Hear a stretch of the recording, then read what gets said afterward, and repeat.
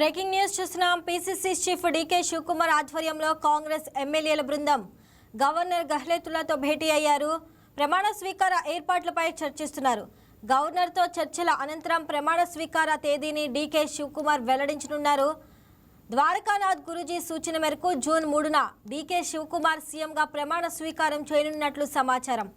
మరోవైపు మంత్రివర్గ కూర్పుపై చర్చలు ఇంకా కొలిక్కి రాలేదు. కర్ణాటక కాంగ్రెస్ ఇన్ఛార్జి రణదీప్ సుర్జేవాలా ఇతర సీనియర్ నేతలు డీకే శివకుమార్, సిద్ధరామయ్యలు మంత్రివర్గం కూర్పుపై ఇప్పటికే సమాలోచనలు చేశారు. సాయంత్రం 4 గంటలకు బెంగళూరు విధానసౌధలో ఆపద్ధర్మ ముఖ్యమంత్రి సిద్ధరామయ్య అధ్యక్షతన సిఎల్పి సమావేశం జరగనుంది. అధిష్టానం సూచనతో డీకే శివకుమార్ను సిఎల్పి నేతగా ఎన్నుకోనున్నట్లు సమాచారం.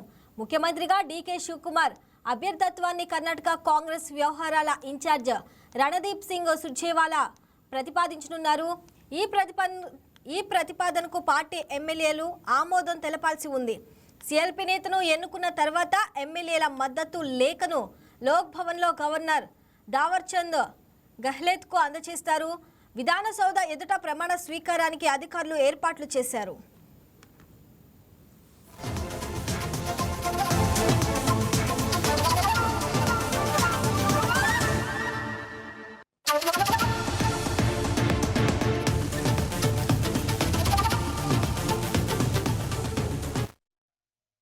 దీనికి సంబంధించి మరింత సమాచారం మా ఎగ్జిక్యూటివ్ ఎడిటర్ శ్రీనివాస్ అందిస్తారు. శ్రీనివాస్, చెప్పండి. ఇక డీకే శివకుమార్ ఆధ్వర్యంలో అయితే కాంగ్రెస్ ఎమ్మెల్యేల బృందం గవర్నర్ గెహ్లోత్తో భేటీ అయ్యారు. దాని గురించి అప్డేట్స్ ఏంటి?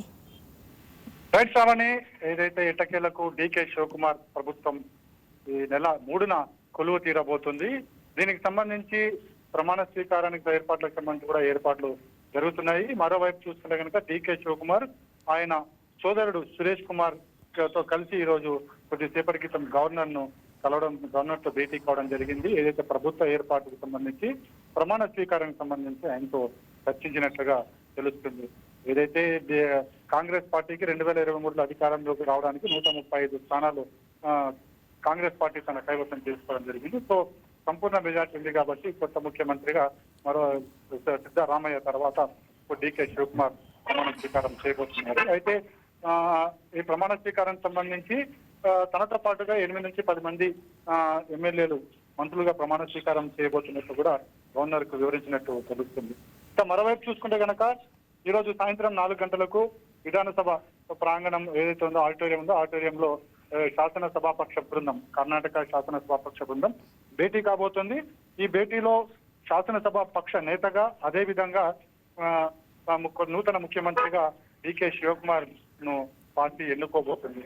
అంటే ఈ ప్రతిపాదనను మాజీ ముఖ్యమంత్రి సిద్ధరామయ్య ప్రతిపాదన చేస్తారని చెప్పేసి తెలుస్తుంది. చూడాలి మరి ఎవరు చేస్తారో.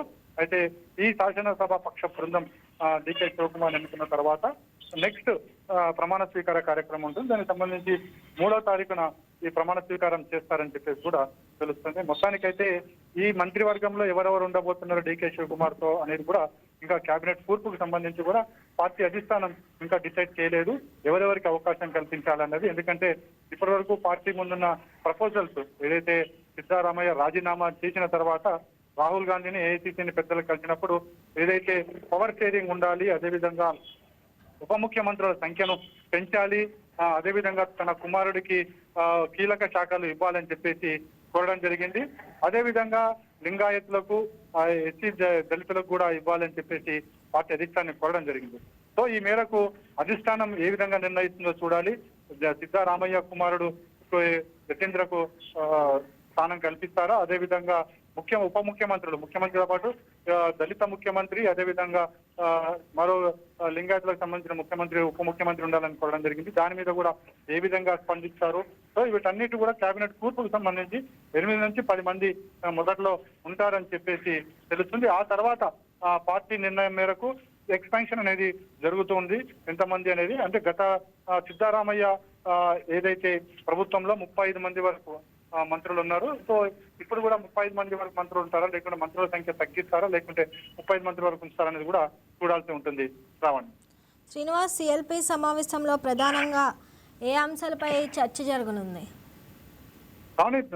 సిఎల్పి సమావేశం జరుగుతుంది కేవలం ముఖ్యమంత్రిని ఎన్నుకోవడానికి కోసం. అంటే ఇది ఒక రివాజుగా వస్తుంది. ఎందుకంటే శాసనసభ సభ్యులందరూ కూడా ఏకగ్రీవంగా ఒక వ్యక్తి పేరును ముఖ్యమంత్రిగా సూచించాల్సి ఉంటుంది. కాబట్టి ఈ సమావేశం కేవలం ముఖ్యమంత్రి ఎవరు అన్న దాని మీదనే ఈ శాసనసభ పక్ష సమావేశం జరుగుతుంది.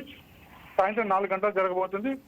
దాదాపుగా 15 నిమిషాల నుంచి అరగంట లోపు ఈ సత్సంగం అంతా పూర్తవుతుంది. ఎందుకంటే ఆల్రెడీ డీకే శివకుమార్ ముఖ్యమంత్రి అని చెప్పేసి డిసైడ్ అయింది. కాబట్టి శాసనసభ్యులంతా కాంగ్రెస్ శాసనసభ్యులంతా కూడా ఏకగ్రీవంగా డీకే శివకుమార్ పేరును ఆమోదించడం జరుగుతుంది.